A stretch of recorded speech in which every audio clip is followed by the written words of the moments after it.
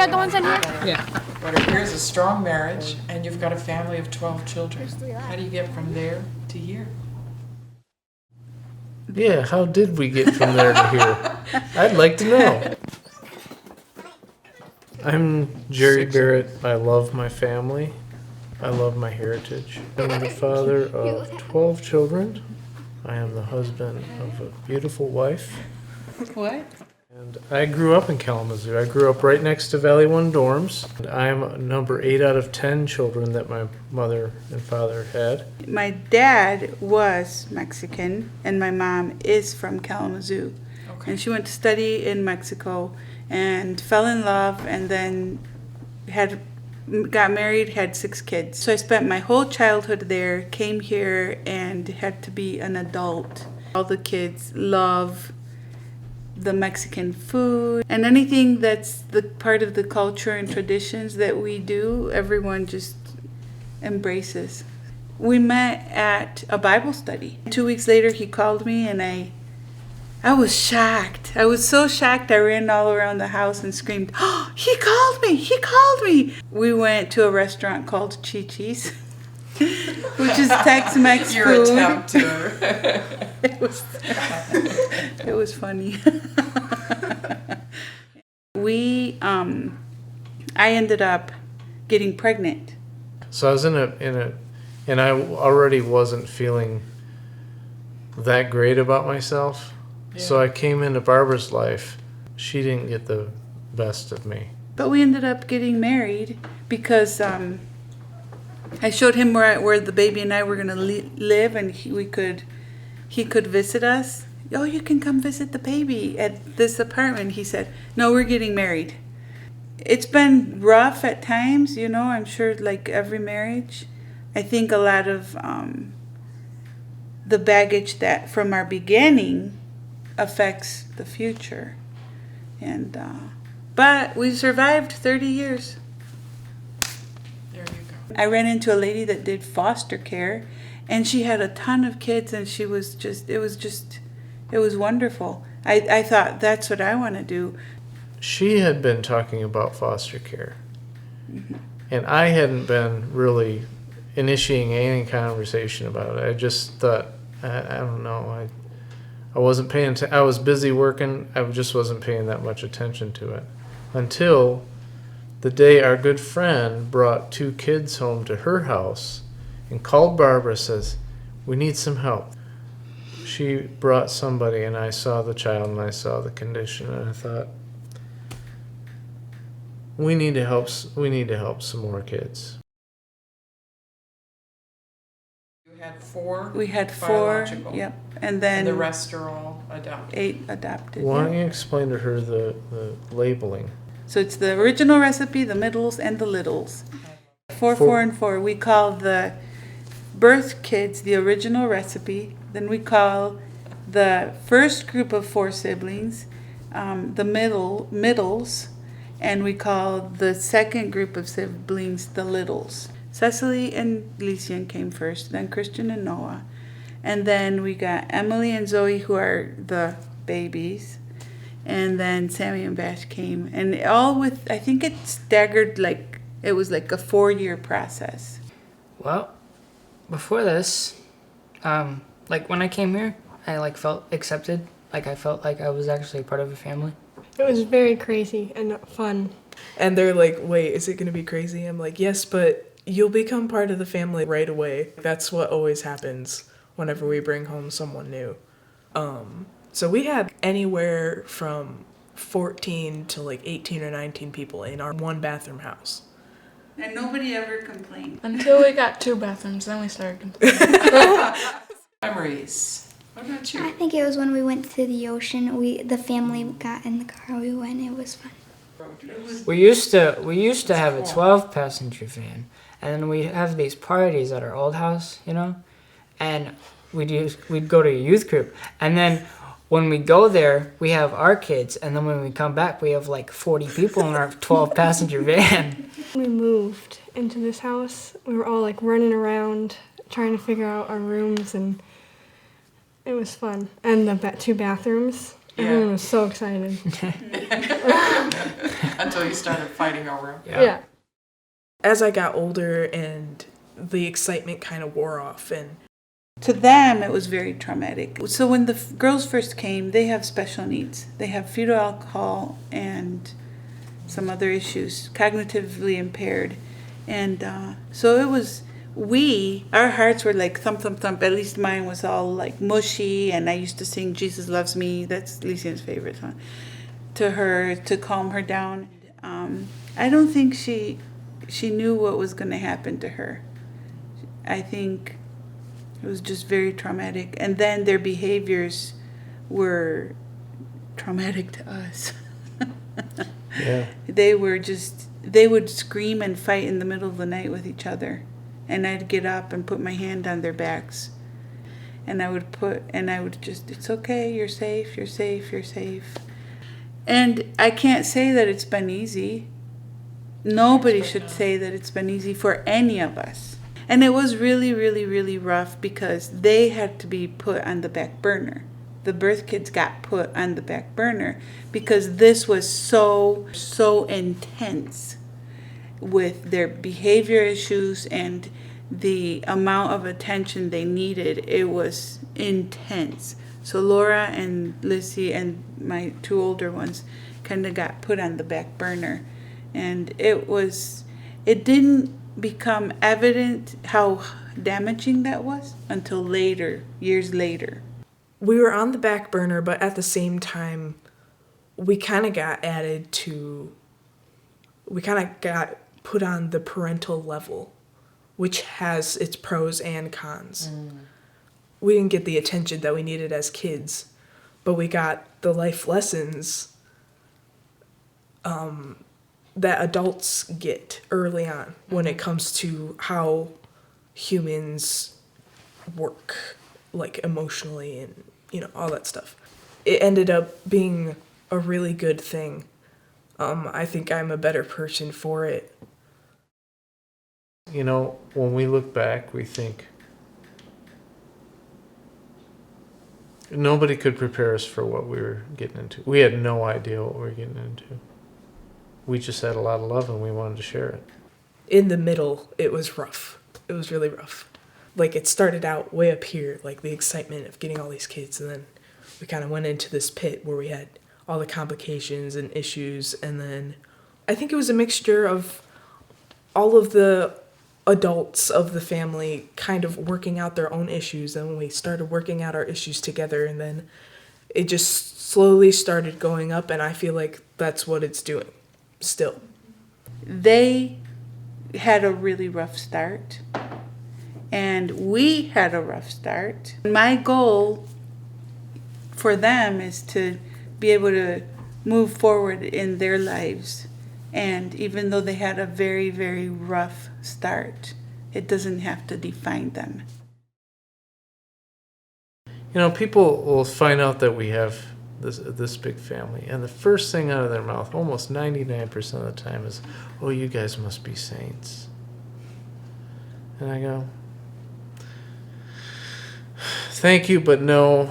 If you're going to call somebody a saint, call my wife the saint. She's in the trenches every day doing the hard work, the emotional work that I'm not very good at. I didn't have many files on what it meant to be a dad, a father, even a husband very well. So it's kind of an independent, because that's the way I grew up, independently.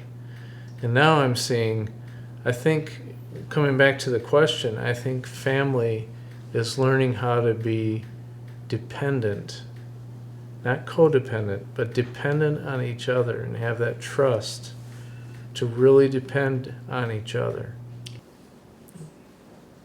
I mean, I could gloss it over with the word love, which is such a big word. But I think interdependence is an aspect of love, a facet of love. And it's so important, because if we're all just under one roof doing our own thing, it's really not any family. It's just survival. And yeah.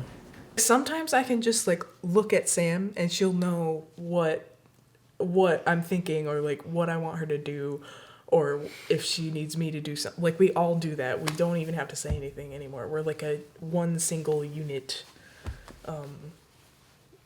I think that's what a family is. The way that the middles and littles love the originals and vice versa. They have a very tight bond. I would say some of the kids have a tighter bond with Laura than they do with me. When they get into adulthood, then they can go out, always knowing that they have this inner circle that they can always come back to no matter what.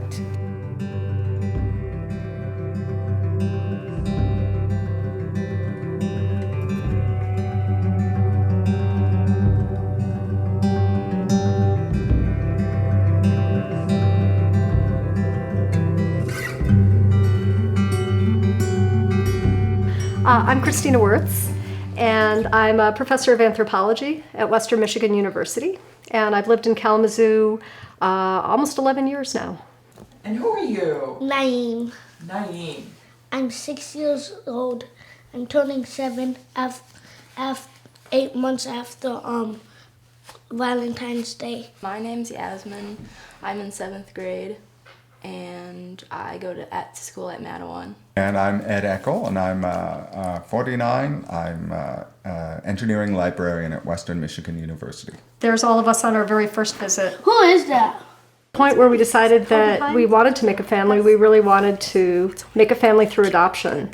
And some of that has to do with our own backgrounds, and some of that has to do with commitment to the idea that love doesn't have to just be through some kind of a blood tie.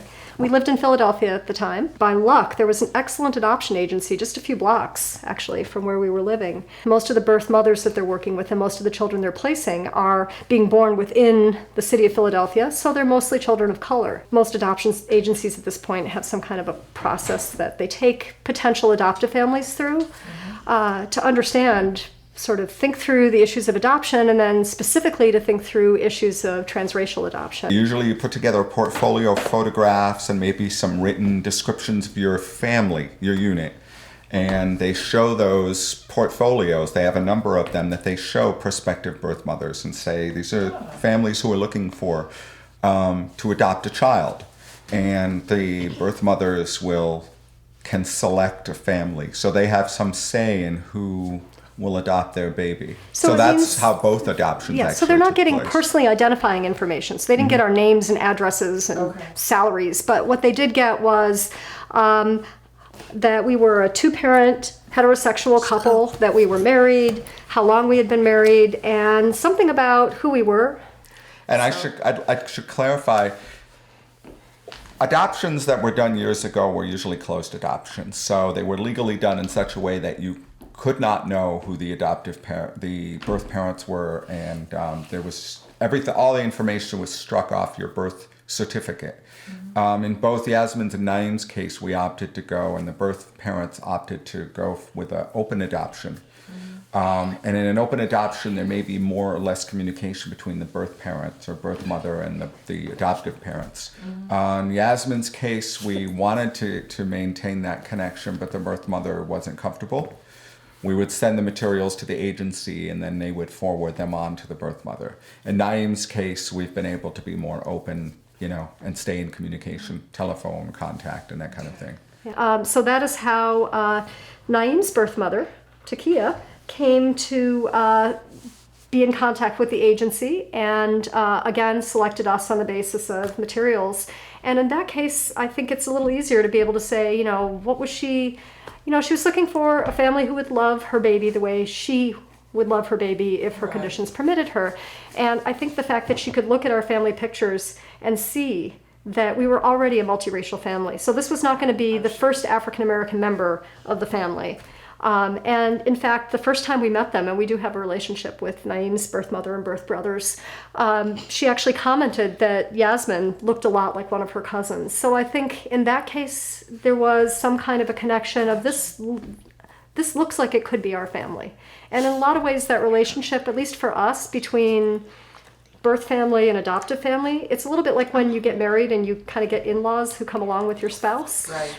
And we just try to think about it in terms of, you know, when you're an adoptive family, your children are, I mean, when you give birth to your children, they're coming to you with a story, but it's a story you've been a part of. When you're an adoptive family, your children are coming to you with their story in their birth family.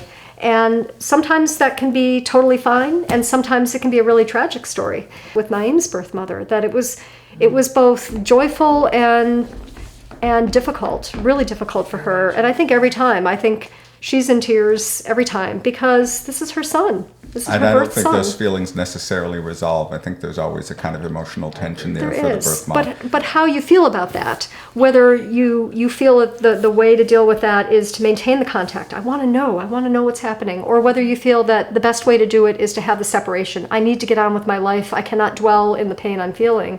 And I think those are just different viable ways to deal with that. And I guess our family's an example. So in one case we have that connection, and the other case we don't. And yet in both cases they're open adoption in that sense.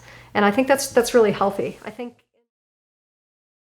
I have an unusual kind of adoptive story because I was adopted within the same family circle. Now, you normally think of adoptions as taking place where you're adopted outside your family circle. My father's family, my birth mother's family, is a Catholic family, and so I was born out of wedlock. And so I was adopted by my biological uncle and his wife. I see. So within the same family unit. Mm-hmm. So my biological uncle became my adoptive father, and my birth mother is my aunt. And that's how the story or the narrative was kind of told to me throughout growing up was, you know, that's your aunt. And so, but like Christina was saying earlier, adults never really think about this. They talk over your head about reality, and they don't think that you really understand the subtext of what they're talking about. Yeah. So I figured it out by the time I was, 8 or 9 years old that I was adopted. I didn't have details, and I didn't really get the details and never felt comfortable raising them until long after I became an adult. So yeah, I never really had a problem with it. I've always felt that my adoptive parents are my real parents. They're the ones that raised me. Like, I didn't know any other parents.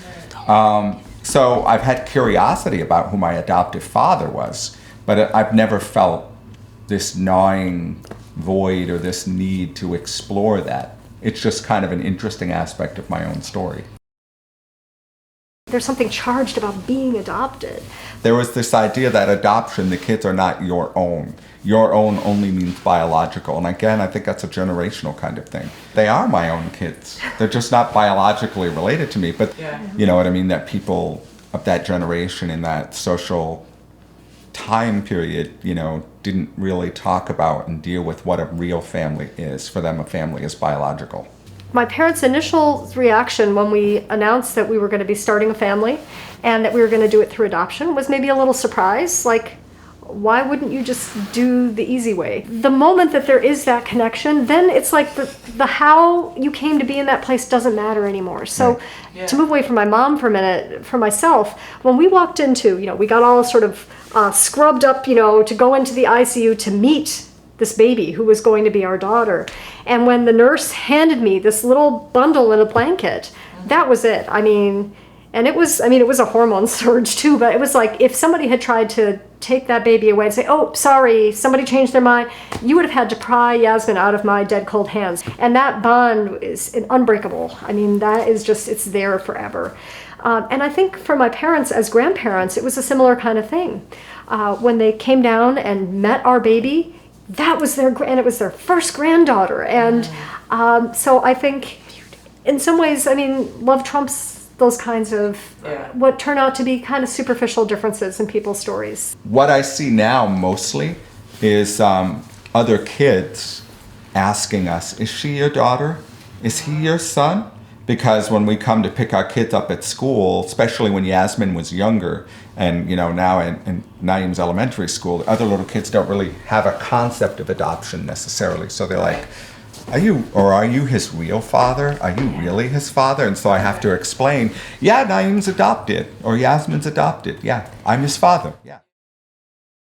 And I think about it in terms of the social issues of being the parent of black children and what that means in the context of the U.S. and the kinds of violence and attitudes that one just wants to wrap one's children in a bubble and protect them from, but also you want to prepare your children and give them that inner resilience and understanding of things so that the hurtful stuff that happens and the hateful stuff that happens can't poison them, right? So you want to give them a narrative about what it means Yes. to be African American, as well as what it means to be part of an adoptive family, what it means to be male, female, all the other things that are part of who we are. Some of it might have been my imagination or my own anxiety or whatever, my insecurity, but I was very intensely aware of other people staring at us when I was walking around with my daughter. At that social time period, there was a lot of racism, and it just, for some people it doesn't come out easily. Some people are capable of enough resilience as a human being to change over time and to change their social attitudes, but I think some people become rigid and they can't change. Do you ever get questions at school, and does it make you feel or it just doesn't matter? Doesn't matter. Yeah. I think this is an interesting moment. I have to say, and I don't think it's just Kalamazoo, but it's something that I noticed coming to Kalamazoo. I don't think I've ever been to Meyer on a weekend and been the only multiracial family walking around.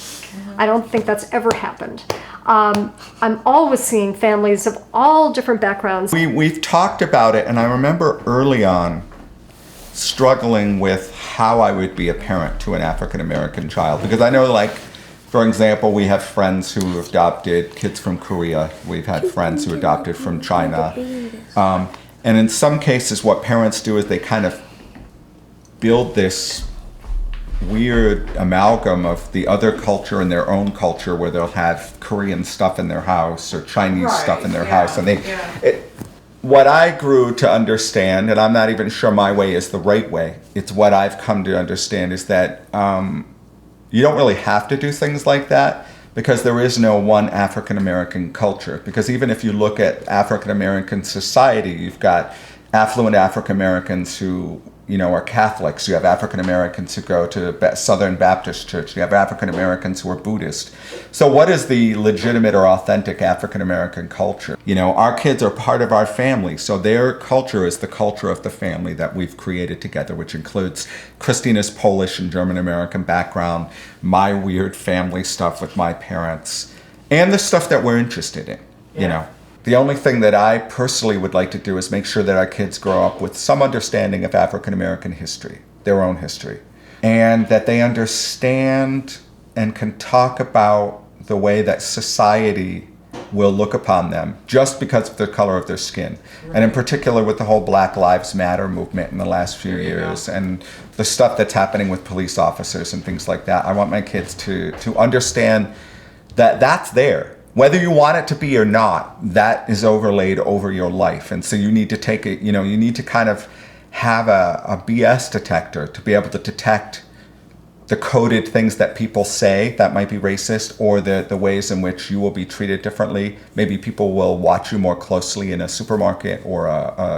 in a convenience store. I'm an anthropologist, and I'm deeply interested for all the full range of personal, emotional, intellectual reasons in understanding and addressing inequality in society. I'm very concerned to interrupt certain sort of dominant narratives, including ones that I'm socialized into as a white American. It's not so much biases as that constant recognizing that even though my kids are growing up in a middle-class professional household, there's still going to be differences in their experience, that things that they're going to have to confront and overcome. They need to be connected with others who, because of that shared racial identification, have those experiences. And so it's more realizing the extent to which middle-class white professionals can live in a little white bubble, and it's very comfortable.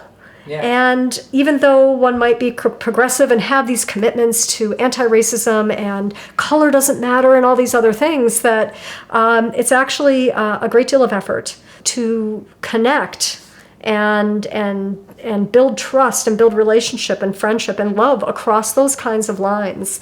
So one example of that would be in my relationship with Naeem's birth mother, that there are race and class differences in our experiences. Remembering that her judgment about how the world works makes sense for her context and her experience and what has worked for her. And even in situations like, for example, dealing with an institution, like she expects to have to fight to get them to listen to her. Whereas I don't expect that. I have a PhD. I'm white. I expect when I say something that the manager will get on and it will get fixed. And if that doesn't happen, I'm outraged. Well, she might be outraged, but she's not surprised. She doesn't get the same treatment I do.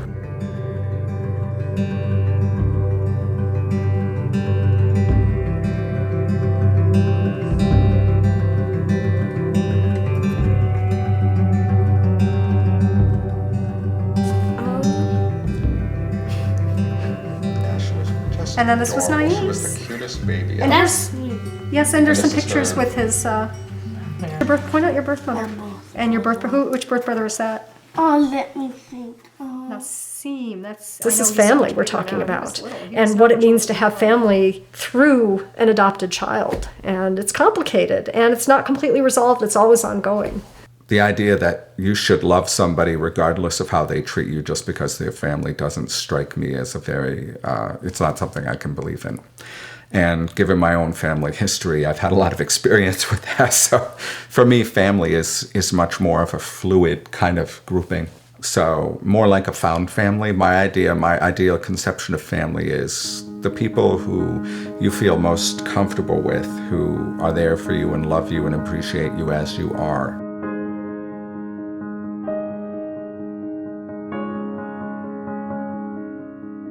My name is Renee, and I was born in Fort Wayne, Indiana. Go ahead. So my name is Jaxley Gardner. I am originally from the DC area, though I've lived kind of all up and down the East Coast. Living in Michigan is my first foray into the Midwest. We've been here for about 8 years. I grew up in a family with a mom and a dad. I'm an only child. My folks split when I was 10. My dad's career military. My mom is a librarian. By virtue of military life and also the divorce, and then a stepfather who also had a military connection, I moved a lot. A lot of discontinuity would sort of be a marker, certainly physically as a kid. And so as a parent, that's one of the things that I feel sort of most protective of is trying to keep as much stability and continuity physically and emotionally in the lives of my children. I dropped out of high school when I was 15. We were living in Key West, Florida at the time, and the regular thing you're supposed to do was just super awkward for me. I didn't fit in very well. So I got my GED and started college, which also didn't go super well because I was, by that point, 16 and trying to pay all my bills. And so I actually joined the Air Force. I was in Air Force Intelligence. So I was in for 8 years total. And when I got out of the military, because there were some complications from being gay in the military at the time. Probably still are. Yeah, I'm sure there still are. I'm sure that's true. Yeah.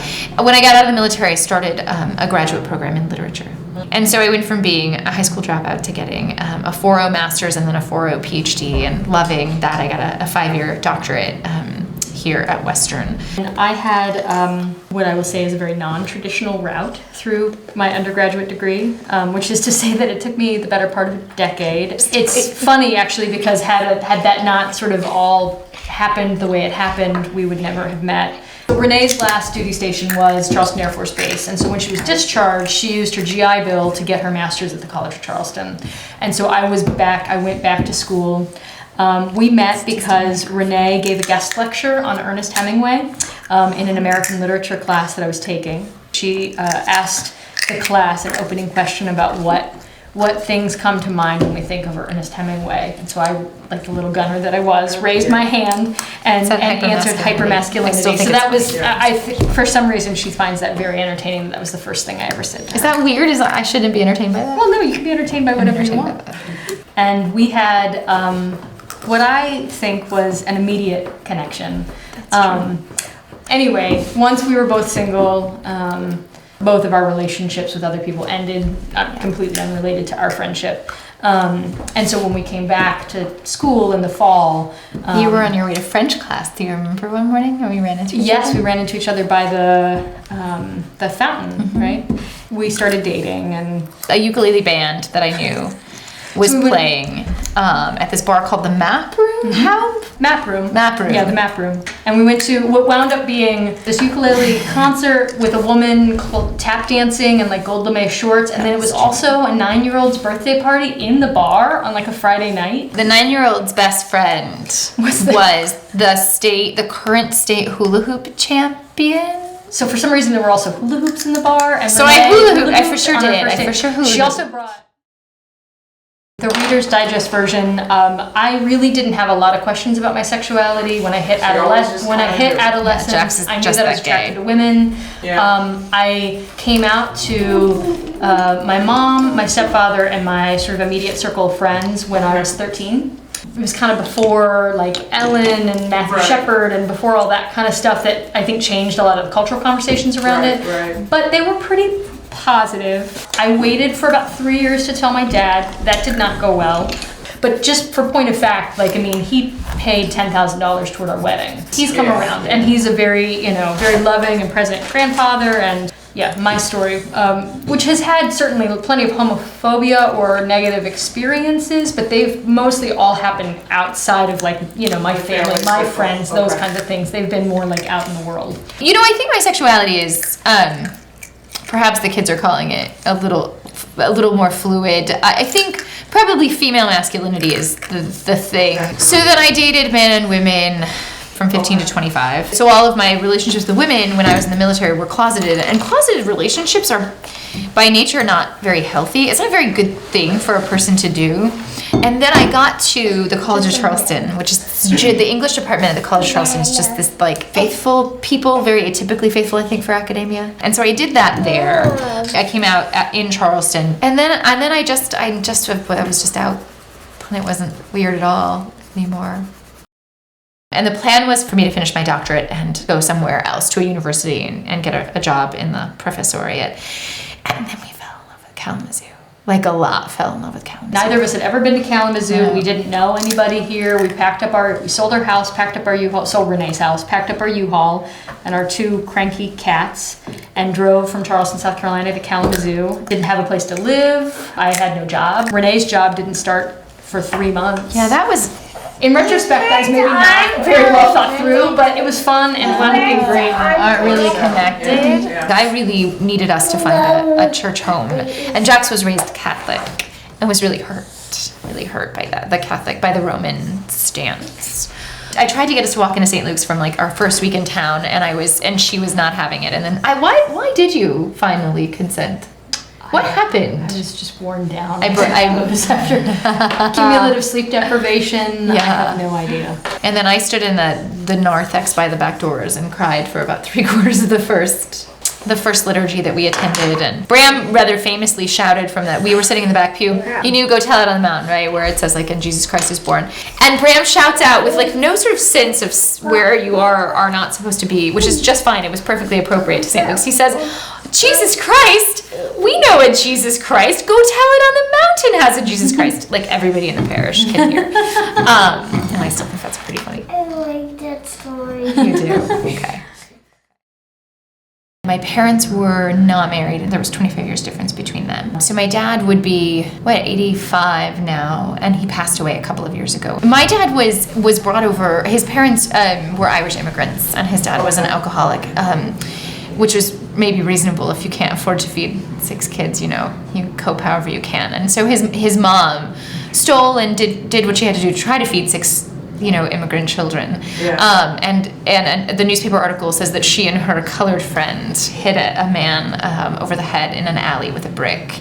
So she went to prison to steal money to feed their 2 families. So she lost all 6 of her kids, and the older kids were adopted more quickly, no doubt, because they could work.